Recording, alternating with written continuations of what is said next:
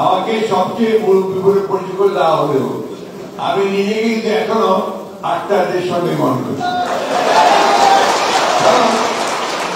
আজীবন লড়াই সংগ্রামের মধ্য দিয়ে বড় হয়েছে এবং এখন লড়াই করে চলেছি। আমরা বিশ্বাস করি বাংলাদেশের মানুষ সংগ্রাম লড়াই এটাতে মজ্জাগত। যে কোনো বিপদে যে কোনো দুঃসময়ে সবাই এক হয়ে লড়াই করতে জানে, তার প্রমাণ জুলাই দিয়েছে। গত পরশু ইউএস বাংলাদেশ একটা বিজনেস ফোরামের সভা হচ্ছিল। সেখানে আমাদের সম্মানিত, সকলের সম্মানিত, বিশ্বের সম্মানিত প্রফেসর ইউনূস যখন কথা বলছিলেন, আমার বারবার করে মনে হচ্ছিল যে আমি এই দেশের স্বাধীনতার ঘোষক শহীদ প্রেসিডেন্ট জিয়া রহমানের কথা স্বপ্ন জিয়া রহমান দেখেছিলেন যে বাংলাদেশকে একটা গণতান্ত্রিক, একটা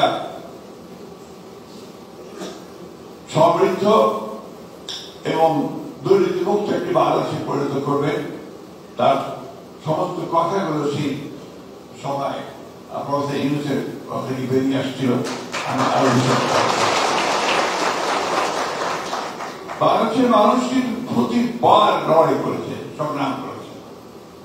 যেদিন থেকে একটা দুঃসহ, একটা দানবীয় একটি শাসক গোষ্ঠী বাংলাদেশের উপর চেপে বসেছে, সেদিন থেকেই বাংলাদেশের মানুষ লড়াই শুরু করেছে।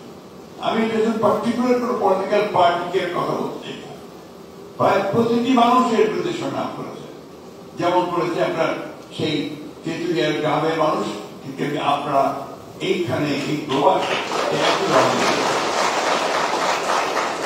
মধ্যপ্রাচ্যে যারা আপনার বাংলাদেশের উন্নয়নে বলুন, প্রতিটি কাজে বলুন যে সহযোগিতা করছে, সেটাও সম্প্রদায় ছিলেন শহীদ প্রেসিডেন্ট জিয়া রহমান।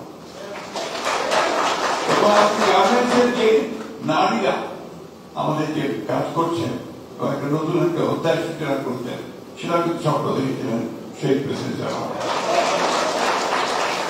একজনের শাসন ব্যবস্থা থেকে বহুদলীয় গণতন্ত্র এবং একই সাথে মুক্ত সমাজ, একটা আপনার মুক্ত সংবাদ প্রবাহ, freedom of speech, freedom of press, এগুলো স্বপ্ন দেখেছিল সেই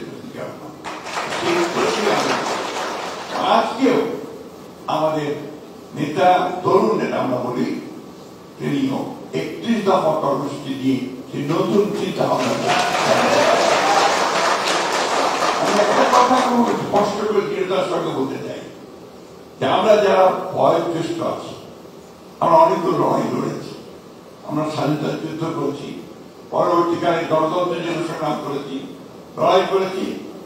আজকে আমাদের সামনে শহীদরা যারা, তারা এসছে এবং আমরা অত্যন্ত আশাবাদী যে আমরা ভবিষ্যতে আমার লড়াইয়ের মধ্যে দিয়ে একটা কথা আমাদেরকে সবসময় মনে রাখতে হবে। সেই কথাটা হচ্ছে যে স্বপ্ন দেখতে হবে। প্রফেসর ইউনূস যে স্বপ্ন দেখেছেন, যে দেখছেন, এই স্বপ্নগুলোকে আমাদের সামনে এগিয়ে নিয়ে যেতে হবে। তারা যে স্বপ্ন দেখেছেন সেটা নিয়ে আমরা সামনে এগিয়ে যেতে পারবো বলে আমি বিশ্বাস করি। আমাদের যেটা দরকার, সবচেয়ে বেশি যেটা দরকার, যেটা পলিটিক্যাল কমিটমেন্ট, আমাদের মধ্যে সেই আস্থা দৃঢ়তা থাকতে হবে। বিগত রেজিম আমাদের আস্থা নষ্ট করে দিয়েছিল, বিগত রেজিম আমাদের ধ্বংসস্তূপে পরিণত করেছিল। আজকে এই structural change, political structure change জন্য যে কমিশন করা হয়েছে, সংস্কার কমিশন করা হয়েছে, আমরা কমিটেড যে আমরা এই সংস্কার কমিশনগুলো আমরা আমাদের অবদান রাখার চেষ্টা করছি রাজনৈতিক দল হিসেবে, এবং যতটা সম্ভব আমরা কাজ করছি।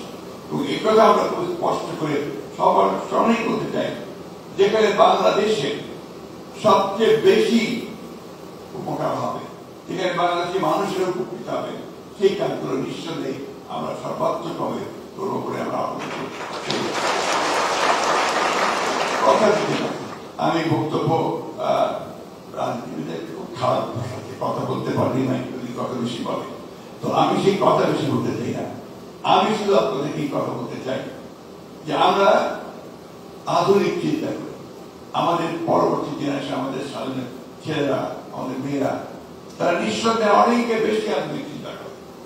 সেটাকে ধারণ করার মতো মানসিকতা আমাদের আছে, সেটাকে প্রমোট করার মতো সমস্ত মানসিকতা।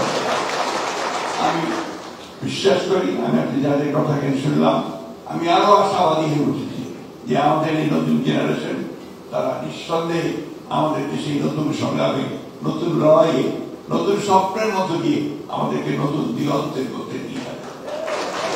আমি যার সঙ্গে কথা বলছিলাম, আজকেই সকালে কথা বলছিলাম, আমি অত্যন্ত আশাবাদী হয়ে উঠেছি যে আমাদের মেয়েরা, নারীরা, তারা একটা বিশাল ভূমিকা পালন করবেন আমাদের এই পরবর্তী এগিয়ে যাওয়ার জন্য। আসুন, একটাই আহ্বান আমাদের সকলের, আপনাদের সকলের কাছে, যাতে আমরা সবাই এক হয়ে যাই, একই একটা বিষয়, বাংলাদেশের